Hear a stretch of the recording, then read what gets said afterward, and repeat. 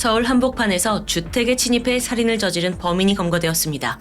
범행 전 그는 동네를 이유 없이 돌고 있었는데 누군가와 계속 통화를 하고 있었죠. 알고 보니 경찰은 그 모습에 속았던 거예요. 그의 가방 속에는 과연 뭐가 들어있었을까요? 소름 끼치는 그의 살해 동기, 지금부터 전말을 파헤칩니다. 안녕하세요. 국내 사건을 다루는 금요사건 파일 디바제시카입니다. 112 상황실에 아주 다급한 신고가 들어옵니다. 망치를 든 강도가 집에 들어왔어요. 빨리 와주세요. 빨리요. 여성의 짧은 비명소리를 마지막으로 전화는 그대로 끊어졌죠. 신속히 위치를 조회해보니 서울 신정동의 한 옥탑방으로 확인되었습니다. 2010년 8월 7일 그날 저녁 집에는 42살의 남편 임 씨와 그의 아내 41살 장 씨, 그리고 각각 14살, 11살 된 딸까지 총 4명이 머무르고 있었습니다. 강도가 흉기를 들고 침입했다면 일가족 모두가 변을 당할 수 있는 아주 위급한 상황이에요. 빠르게 출동 준비를 하던 경찰들이 차에 올라타고 있는 그 와중에도 무전기가 연이어 울렸죠. 위층에서 비명소리가 들린다는 추가 신고가 있었습니다. 또 옆 건물 옥탑방에서 남자가 피를 흘리고 있다는 신고도 들어왔어요. 그러니까 아랫집 남학생, 옆 건물에 사는 할아버지까지 이웃들마저 동시다발적으로 신고를 하고 있는 상황이죠. 경찰은 서둘러 차를 몰았고 잠시 후 도착한 현장은 말 그대로 아수라장이었습니다. 3층 옥탑방 현관문을 열고 들어가자 집안이 엉망진창이에요. 격렬한 몸싸움이 있었는지 가구가 뒤집혀 있고 유리파편이 흩어져 있습니다. 그 안에서 발견된 부부의 상태는 심각했는데요. 남편 임 씨는 복부에 2차례 칼에 찔려 출혈이 계속되고 있었습니다. 구조대가 급히 응급실로 후송했지만 결국 그는 과다출혈로 사망하고 말았죠. 아내 장 씨는 망치로 머리를 가격당해서 의식을 잃고 있었어요. 그렇다면 아이들은 어땠을까요? 놀랍게도 범인은 아이들한테는 전혀 손대지 않고 바로 도주한 상황입니다. 그나마 다행이죠. 그렇다면 범인은 강도를 목적으로 침입한 걸까요? 그렇다고 보기에는 물건을 뒤진 흔적이 전혀 없습니다. 집에서 사라진 물건도 없고요. 사실 한국에서 옥탑방이란 곳은 비교적 저렴한 매물에 속합니다. 그렇기 때문에 경제가 어려운 어떤 대학생이나 사회초년생 혹은 기초수급자들이 많이 거주하고 있어요. 피해자 가정의 상황도 크게 다르지 않았고요. 남편은 대출 관련 회사에서 과거 일했지만 지금은 일을 쉬고 있습니다. 아내가 마트에서 벌어오는 돈으로 근근히 이 4가족이 생활하고 있었던 거죠. 크게 채무는 없는데요. 보험료와 월세가 미납될 정도로 빠듯한 형편이었습니다. 아니, 그런 세세한 상황은 모르더라도 애초에 옥탑방이란 장소가 강도를 저지르기에 좋은 타겟은 아니라고 보입니다. 그렇다면 이 부부를 노린 원한 범죄일까요? 형사들은 즉각 주변 관계를 파헤쳤습니다. 친척, 지인, 직장 동료까지 확인했지만 수상한 인물은 떠오르지 않아요. 임 씨 부부가 그냥 하루하루 열심히 살아가던 평범한 사람들이에요. 딱히 원한을 살 일은 없어 보였죠. 한편 이 현장에는요, 범인이 남긴 흔적이 가득했습니다. 싱크대에 흉기로 쓰인 망치가 고스란히 놓여 있었어요. 그러니까 범인이 두고 간 거죠. 또한 범인의 것으로 추정되는 머리카락 3개와 혈흔도 발견됩니다. 결정적으로 범인이 여기서 담배를 폈거든요. 그 타액이 묻은 담배 꽁초와 또 쪽지문까지 수두룩 나와요. 그러니까 그는 증거를 없앨 시도조차 하지 않고 도주한 것으로 보이죠. 그 말은 이렇게도 해석될 수 있습니다. 어차피 자기 신원이 쉽게 드러나지 않을 거라는 자신감. 동시에 초기 경찰 분석과 달리 피해자들과 면식범이 아닐 수 있다라는 가능성이 커졌습니다. 사실요, 범인은 한 가지 치명적인 실수를 저질렀습니다. 결정적인 목격자를 남긴 건데요. 그건 바로 같은 공간에 있던 2 딸들이죠. 그들은 공포에 질려서 덜덜 떨면서도 그날의 상황과 범인의 인상착의를 상세하게 경찰에게 전달합니다. 저희가요, 엄마랑 거실에서 TV를 보고 있었는데 처음 보는 아저씨가 문을 확 열고 들어왔어요. 엄마가 놀래서 우리를 보호하려고 했는데요. 그 아저씨 담배를 막 폈고요. 검은색 반팔티를 입고 있었어요. 또 칠부 바지에 엄청 밝은 형광색 운동화를 신고 있었고요. 이걸 토대로 수사팀은 신정동 일대 수백 개의 CCTV를 확보해서 확인 작업에 나섰죠. 그 아이들 증언에서 등장한 검정 반팔티, 형광색 운동화를 신은 남성을 찾아 나선 겁니다. 그런데 아무리 눈을 씻고 찾아봐도 비슷한 인상착의를 한 사람이 나오질 않아요. 형광색은 고사하고 밝은 색상의 운동화를 신은 사람도 없었고요. 그렇다면 혹시 범인이 사건 전후로 옷을 갈아입은 건 아닐까요? 그럴 시간이 있었나? 의문만 더해가던 그때 범인을 정확히 마주한 목격자가 깨어납니다. 바로 엄마 장 씨였어요. 기적적으로 의식을 회복한 건데요. 즉시 병원을 찾아간 경찰이 조심스럽게 그날의 기억을 묻게 됩니다. 엄마가 말하길 제가 얼굴을 보긴 봤는데요. 전혀 모르는 사람이었어요. 그날 저녁 세 모녀는 단란한 시간을 보내고 있었습니다. 근데 마침 무더운 여름날인데 집에 에어컨이 없어요. 그래서 항상 문을 활짝 열어두는 편이었거든요. 어차피 훔쳐갈 물건도 별로 없고 또 든든한 남편이 방에 있었기 때문에 안심한 거죠. 그렇게 TV를 보면서 딸들과 깔깔깔 웃고 있던 그때 갑자기 낯선 남성이 집 안으로 들이닥친 거예요. 한 손에는 날카로운 과도칼과 또 망치를 들고 있었죠. 그 순간 엄마는 비명을 지르면서 전화기를 빠르게 들어요. 바로 경찰에 신고를 한 거예요. 그걸 본 범인이 가차없이 망치를 휘둘러서 그녀의 머리를 가격합니다. 장 씨가 그 자리에서 쓰러졌어요. 희미해져가는 의식 속에서 어렴풋이 남편이 보였죠.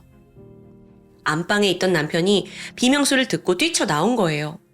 일단 재빠르게 아이들을 등 뒤로 숨기면서 보호를 했고 이어서 이 침입자와 실랑이를 벌입니다. 범인은 망치를 싱크대에 내려놓고 본격적으로 칼을 고쳐잡아요. 그 순간 아버지 임 씨가 먼저 달려들었습니다. 일단 저 칼이 든 손을 어떻게든 막아내려고 애를 쓴 거예요. 이대로 당하면 두 딸들에게 무슨 짓을 할지 모르니까요. 그렇게 죽을 힘을 다해 맞섰는데 임 씨가 필사적으로 저항을 했죠. 한참 몸싸움이 이어지던 중 결국 범인은 이 아버지의 배와 옆구리에 칼을 찔러 넣습니다. 피가 콸콸 쏟아지면서도 임 씨는 결코 손을 놓지 않았어요. 그렇게 끝까지 버티고 버티다 결국 쓰러졌는데요. 그러자 범인은 이미 신고가 들어갔고 시간이 좀 지체됐잖아요. 이게 다급했는지 황급히 현장을 빠져나갑니다. 여기까지 진술을 들은 경찰은 그럼 그때 범인의 인상착의가 어땠는지 묻습니다. 아이들 기억에 따르면 형광색 운동화를 신고 있었다고 하는데 또 다른 특이점은 없었는지 재차 확인하려고 한 거죠. 그러자 장 씨가 잠시 고개를 갸웃거리더니 형광색 운동화요? 아니에요. 분명 검은색에 빨간 줄이 그어져 있었어요. 그리고 입고 있던 검은색 바지에 형광색 줄이 하나 있었던 것 같아요. 맞다. 더 확실한 건요. 그 사람 파란색 모자를 쓰고 있었어요. 이걸 듣는 순간 형사의 뇌를 스치는 것이 있었습니다. 그 현장을 수색했을 당시 현관문 바로 앞에 파란색 야구 모자 하나가 떨어져 있었어요.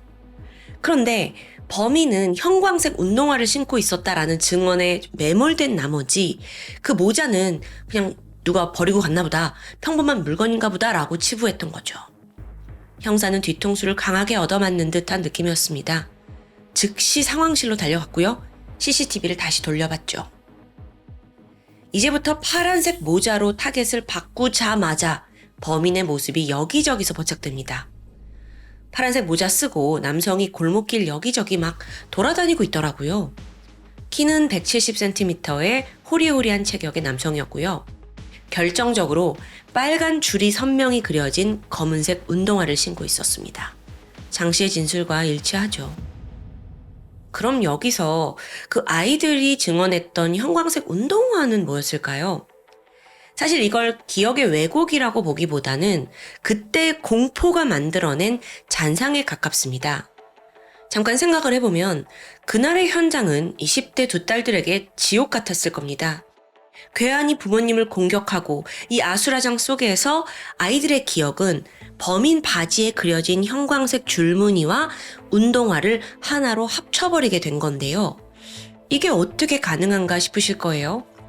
참고로 인간은 극도의 두려움과 공포를 마주하면 본능적으로 가장 눈에 띄는 그 자극에 시선이 꽂힌다고 합니다. 이걸 무기 집중 현상이라고 불러요. 당시 아이들은 그 바지에서 번뜩이던 형광색 줄무늬와 막 발빠르게 움직이던 범인의 발이 공포의 잔상으로 각인이 된 거죠. 그래서 오류가 아니라 그만큼 아이들이 압도적인 공포 속에 있었다는 사실은 슬픈 증거입니다. 결론적으로 도주 경로를 포함해서 총 900대의 CCTV를 검토하고 나서 범인이 찍혀있는 34개의 영상을 확보합니다. 그리고 특이한 점을 발견했죠.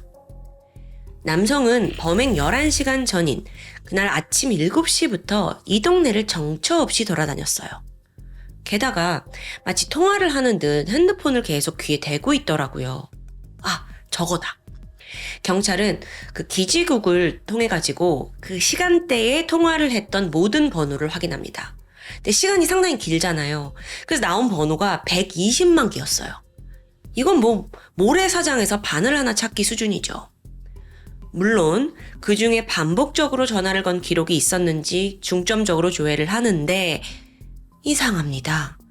아무리 대조해도 용의자가 나오질 않는 거예요. 지금 전화를 계속 하고 있던 건 너무 뻔한데 혹시 뭐 핸드폰을 바꿔가면서 쓴 걸까? 아닙니다. 그럼 혹시 대포폰? 만약에 대포폰이라면 정말 통화 기록만으로는 잡기 힘들어지죠. 그렇게 수사는 다 잡은 듯 했지만 다시 미궁으로 빠지고 있었습니다. 수사는 6일간 이어집니다. 그럼에도 도저히 범인의 꼬리가 잡히지 않자 경찰들은 결국 공개 수사로 결정을 했고 목격담과 제보를 기다려요. 하지만 이번에도 유의미한 성과가 없었는데요. 그렇게 수사가 지지부진한 채 한 달이라는 시간이 지나버렸죠. 이쯤 되니까 형사들은 다시 원점으로 돌아가서 사건을 찬찬히 분석하기로 합니다. 가장 먼저 범인의 모습이 찍혀있던 그 골목으로 직접 향했어요. 그 사건이 벌어지기 전에 범인이 동네를 돌면서 계속 통화를 했고 무슨 생각을 했을까? 왜 저 집을 타깃으로 했을까? 그 이유가 뭘까? 내가 뭘 놓쳤나? 끊임없이 되새기던 바로 그때 갑자기 너무도 익숙한 실루엣이 시야에 들어옵니다.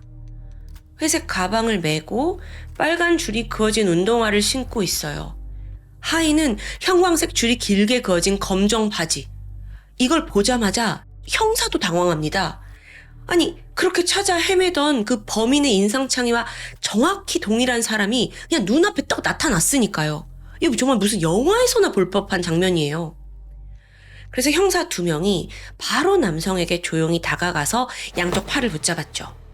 그리고 나지막히 속삭였습니다. 너 왜 죽였어? 갑작스러운 상황이잖아요. 남자도 얼떨떨한 표정을 짓습니다. 아, 왜 이러시냐? 라고 반문을 하는데 형사들이 다시 한번 강하게 추궁했죠. 너 망치로 사람을 왜 때려 죽였냐고? 여기서 구체적으로 흉기가 언급이 되자마자 그의 눈동자가 심하게 흔들려요. 그제서야 막다른 길에 온 걸 직감했는지 그 자리에 털썩 주저앉았죠. 그러면서 하는 말이 죽은 줄은 몰랐어요. 정말 몰랐어요. 죽을 줄은. 이 말만 연신 중얼거렸습니다. 범인의 정체는 33살 윤 씨였습니다. 특수 강도 강간 전과가 있었고요. 마침 3개월 전에 출소를 했더라고요. 어떤 범죄를 저질렀나 보니까 14년 전 그가 19살 때 당시 일하고 있던 유흥업소 지인들과 함께 한 여성을 성폭행하고 금품을 갈취합니다. 근데 정말 끔찍한 게 그 피해자의 아이가 보는 앞에서 성폭행을 저질렀다는 거예요. 이 일로 검거가 됐고 징역 14년을 선고받았죠. 하지만 감옥에 있는 내내 윤 씨는 죄책감을 느끼거나 반성하는 자세를 전혀 보이지 않았습니다. 그냥 사회만 탓해요. 시간이 흘러 33살이 되고서야 다시 사회에 나왔고 서울 공사 현장에서 일용직을 전전하고 있었는데요.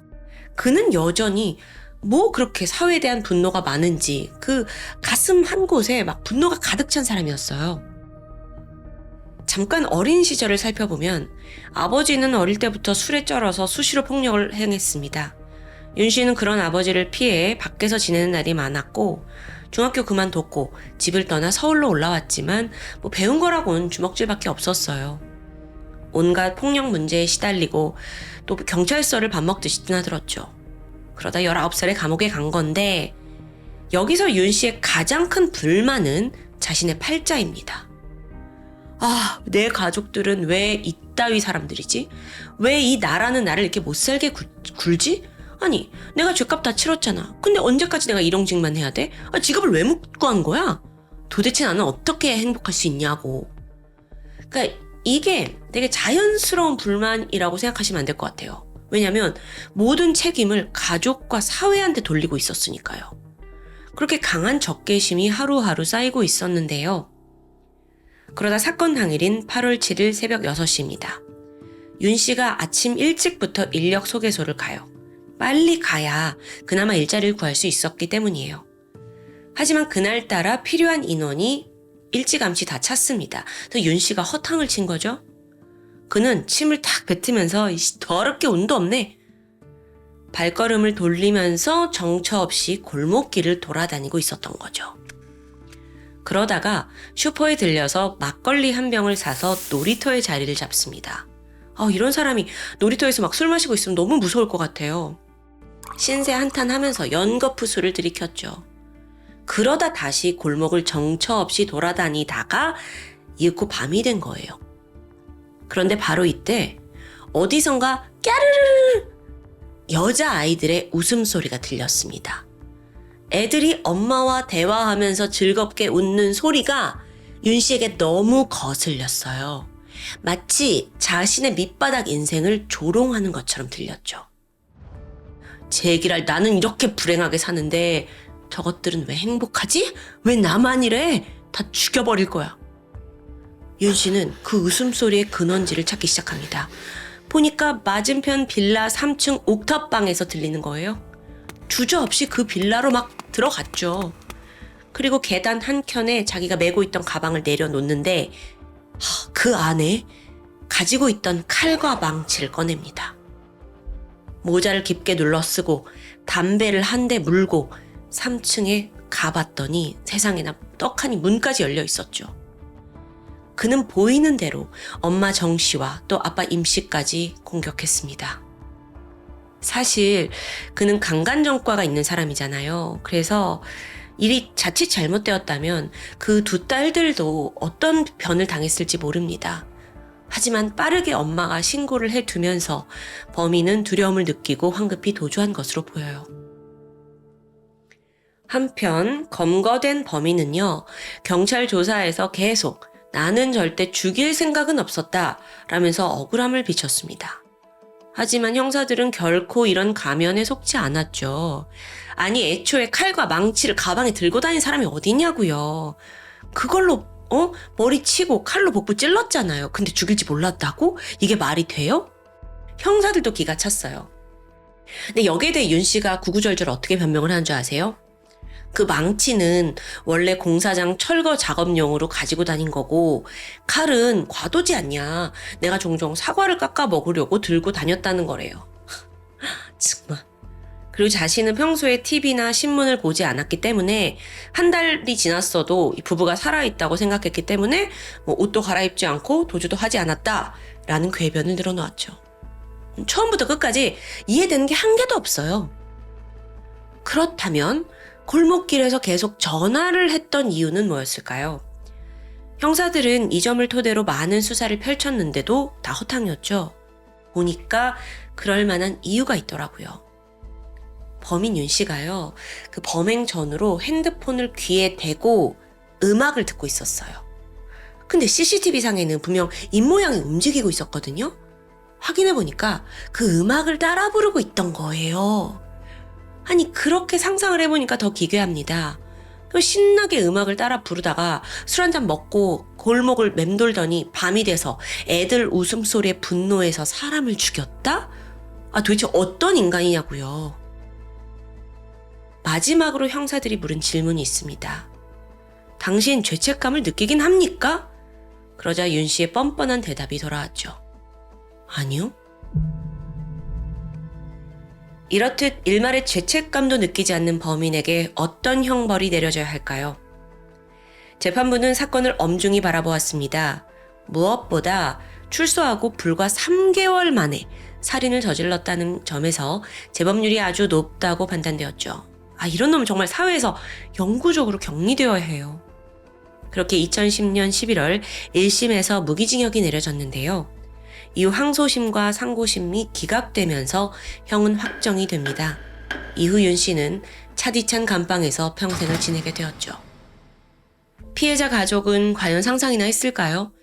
그저 여름밤 더위를 식히기 위해 문을 열어놨을 뿐이고 평소처럼 TV를 보며 웃었을 뿐인데 열등감과 패배감에 똘똘 뭉친 이 30대 남성이 갑자기 집에 들어와서 모든 행복을 산산조각 낸 겁니다. 피해자는 뭘 잘못한 거예요? 아무것도 없어요. 저는 그래서 더 화가 납니다. 윤 씨는 그들이 행복해 보여서 범행을 저질렀다고 말해요. 하지만 실제 그 행복은 그들의 빠듯한 형편 속에서도 서로를 보듬으면서 간신히 지켜내고 있던 임시 가정의 치열한 하루였습니다. 결국 아내와 아이들은 든든한 아버지를 잃고 말았죠. 범인은 무기징역을 선고받고 감옥에 갇혔지만 우리에게 여전히 질문은 남아 있습니다. 단란한 웃음소리가 누군가의 살인의 동기가 되는 이 비정상적인 증오는 도대체 어디서부터 시작된 걸까요? 가장 안전해야 할 집에서 가장 소중한 사람을 잃어야 했던 비극은 우리 사회에 무거운 숙제를 남겼다고 생각합니다. 지금까지 금요사건 파일 디바제시카였습니다.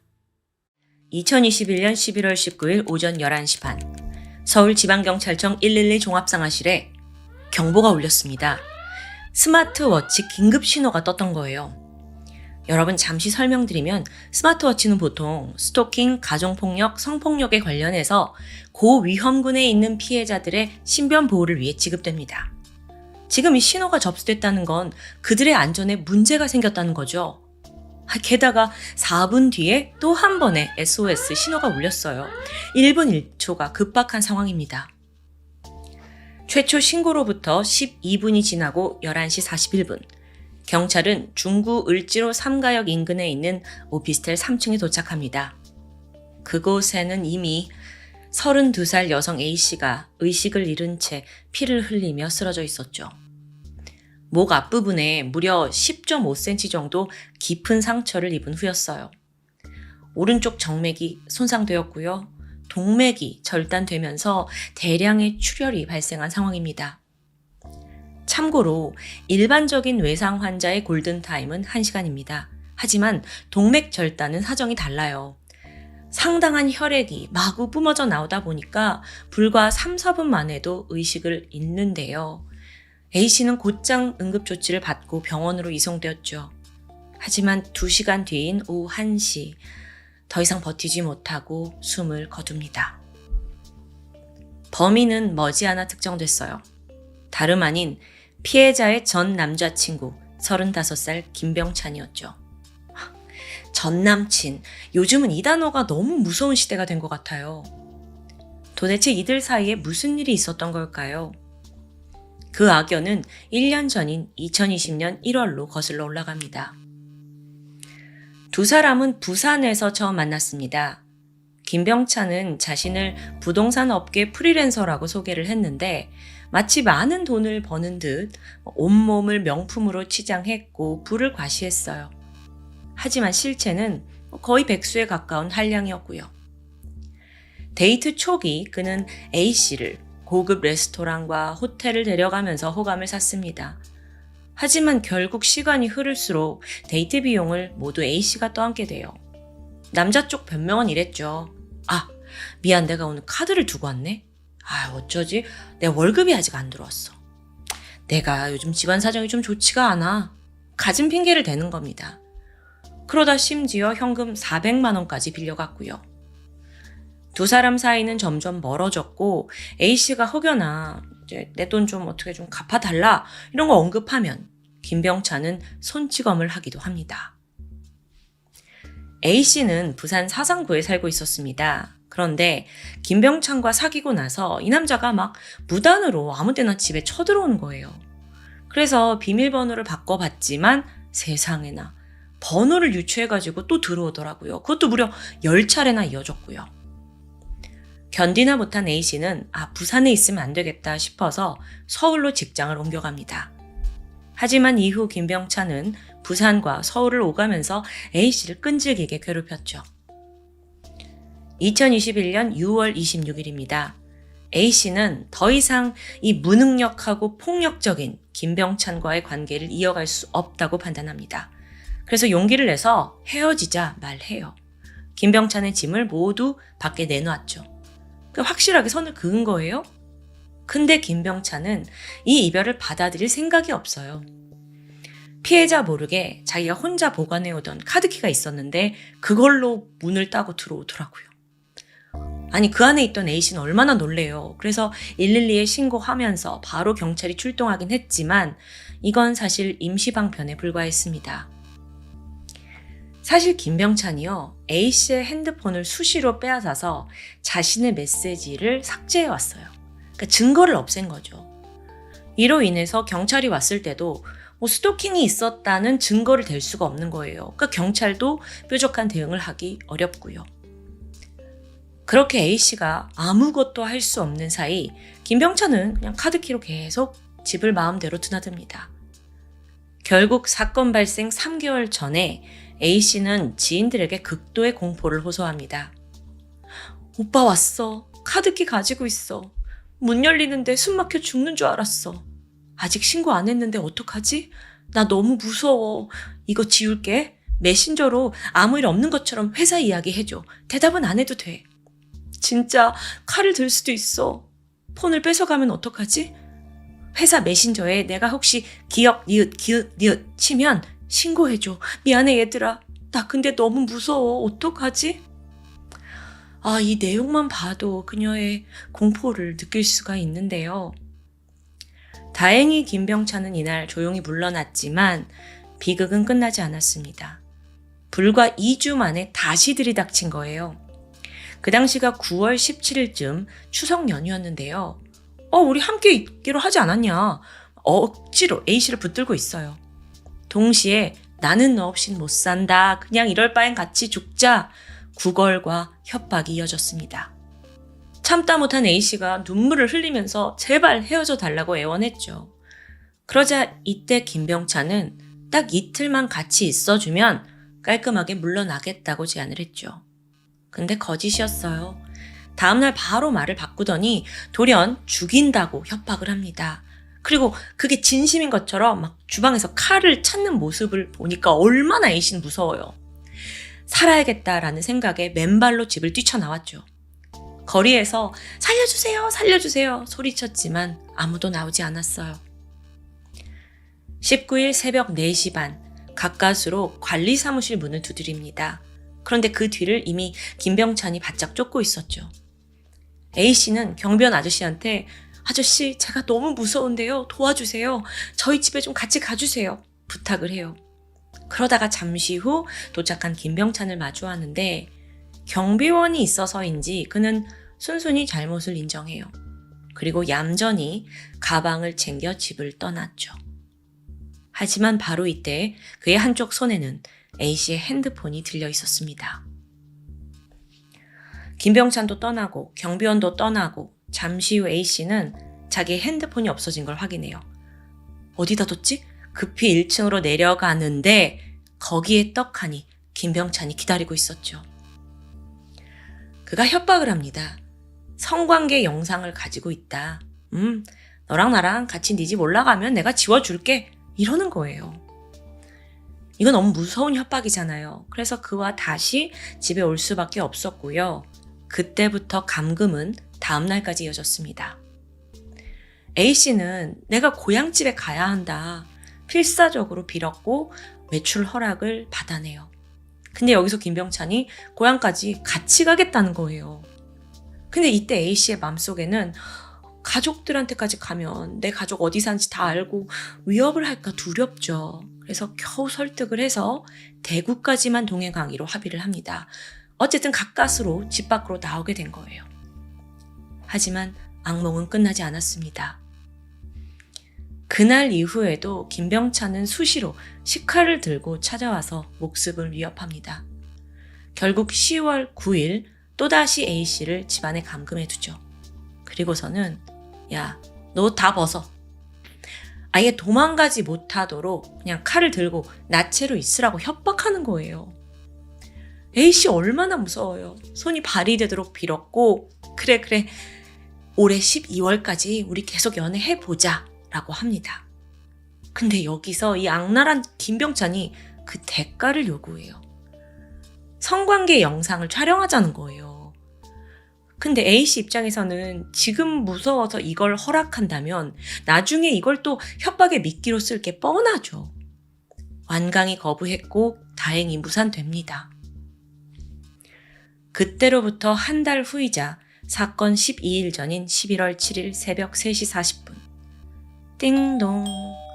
김병찬이 또다시 집에 찾아왔어요. A씨는 바로 경찰에 신고해서 그를 쫓아내게 되는데요. 와, 12분 만에 다시 돌아오더라고요. 근데 그나마 다행인 건 이때 A씨는 이미 친구 집으로 몸을 피한 뒤였죠. 혼자 막 들어가요, 집 안으로 김병찬이. 보니까 아무도 없잖아.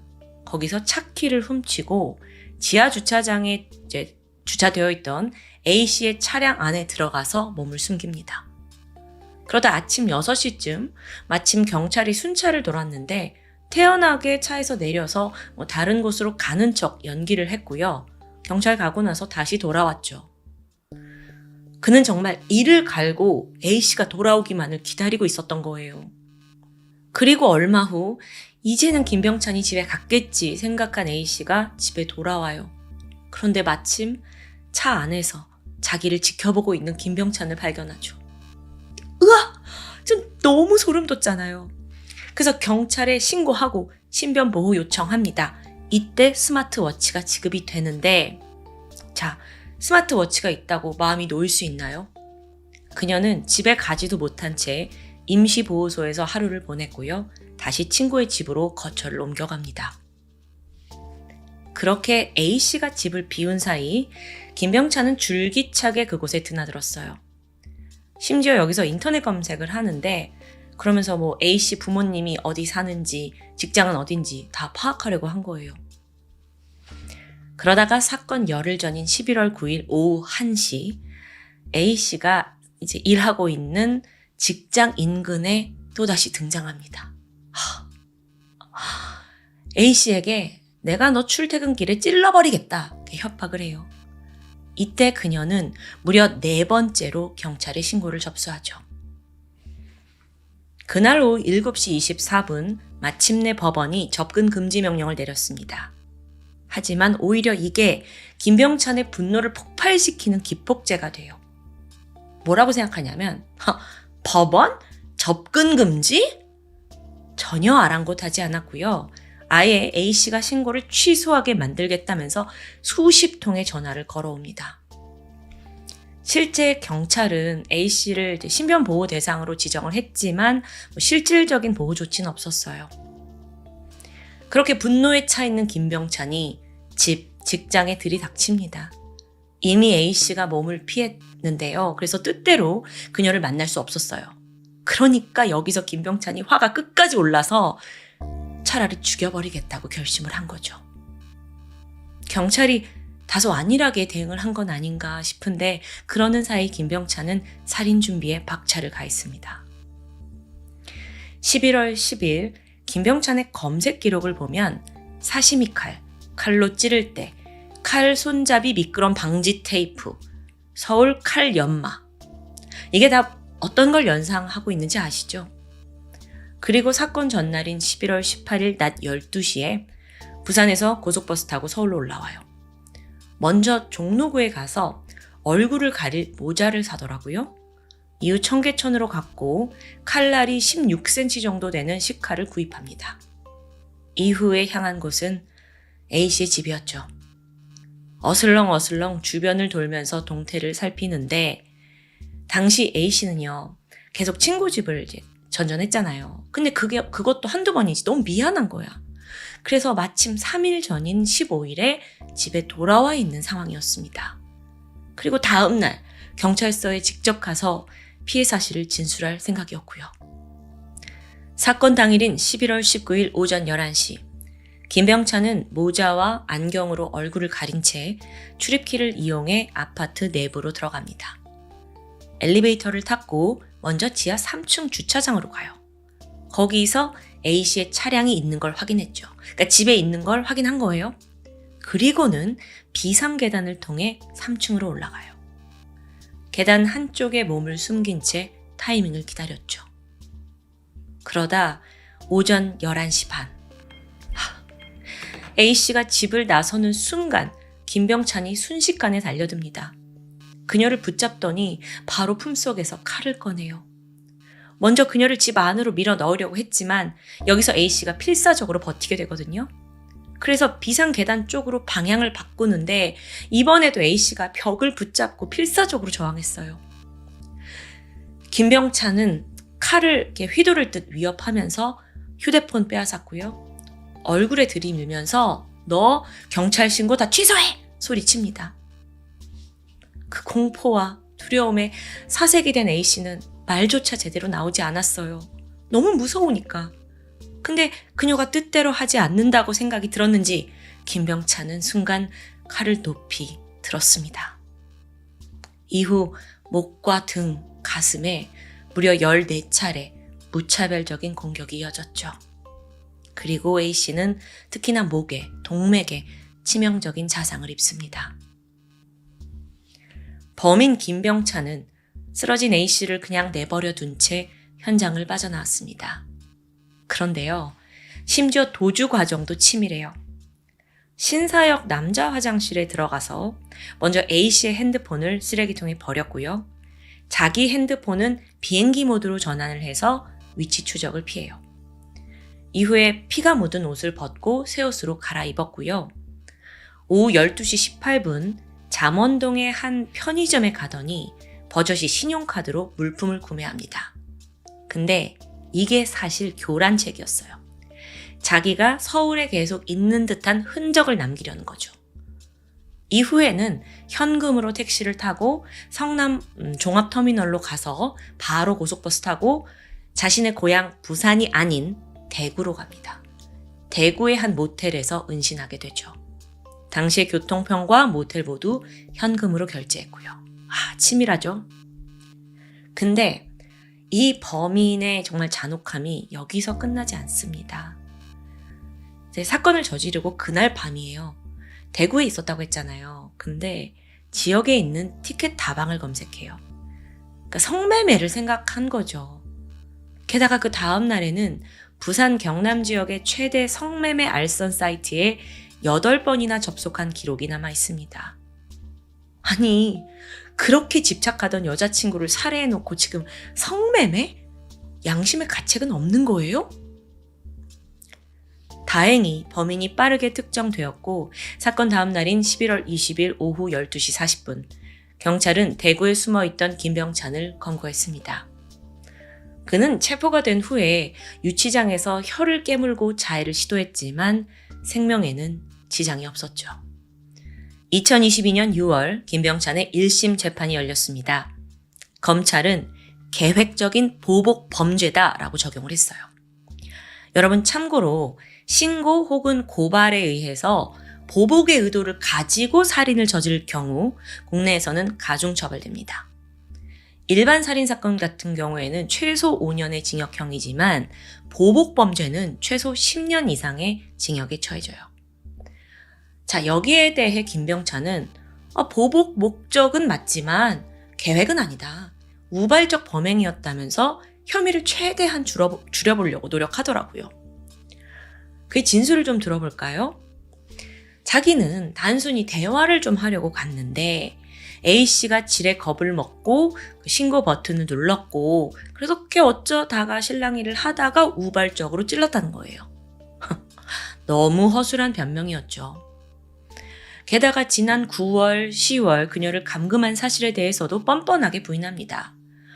직장에 찾아간 건 맞지만 협박은 한 적 없다고 항변했고요. 아니 그럼 너 이렇게 전화 수십 통 한 건 뭐냐? 실수였대요. 동시에 그는 오히려 죽은 A씨를 피해 망상에 빠진 사람으로 몰아세웠어요. 이 새끼 아주 반성의 기미는 전혀 없는 거예요. 자, 이제 검찰 쪽에서 반박할 타임입니다. 먼저 인터넷에 사시미칼, 칼로 찌를 때 이런 살인 관련 검색했었죠?